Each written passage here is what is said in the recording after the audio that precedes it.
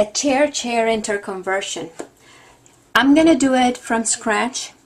I have my two chairs. They're actually flipped from one to the other. So what's axial on this one is going to be equatorial on this one, and vice versa. What's equatorial here is going to be axial on this one. So I'm going to do the whole process.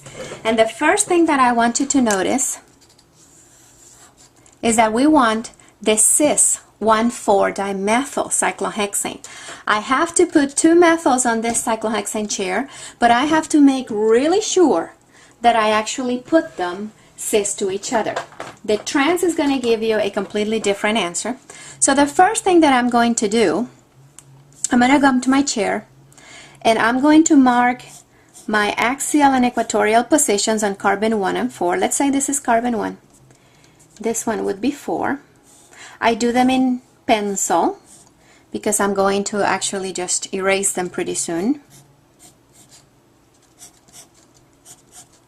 Make sure that you do have carbons 1 and 4. Alright, let's start right here. I need to put them cis. So right now I'm not going to be obsessing about axial and equatorial. All I want to do is make sure that I put my two methyls cis to each other. I'm going to go to carbon number 1. I'm going to pick one of the two positions. It doesn't matter which one it is. I'm going to pick the up position. I'm going to put my methyl there. If this methyl is up, I have to put the second methyl on the up position on carbon number 4. So make sure you come and pick the up position because you have to put them cis to each other.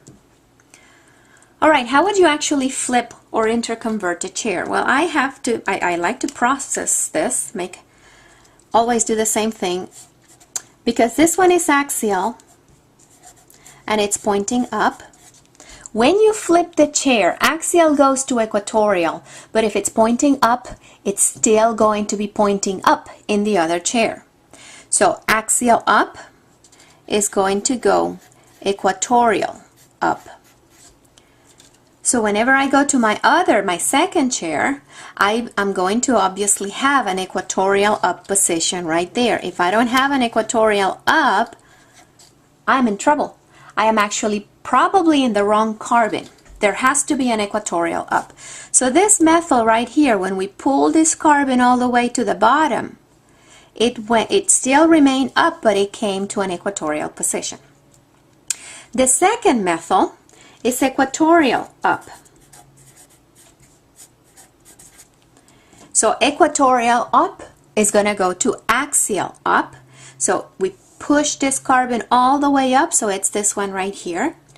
And I'm going to pick the axial up position. So there's going to be an up position, but I know it has to be axial. If it's not axial, we're doing something wrong. Alright, those are our two chairs. If you want to, now you can erase the pencil marks, but I have to, of course, go and check which one is going to be the most stable one. Since I have the exact same substituent, all I have to do is just count how many axials and how many equatorial. I have one axial and one equatorial. And this one I have one axial and one equatorial as well. So in terms of the cis 1,4-dimethyl cyclohexane, both chairs are going to have the same energy. Alright, that's it. That's how we do it.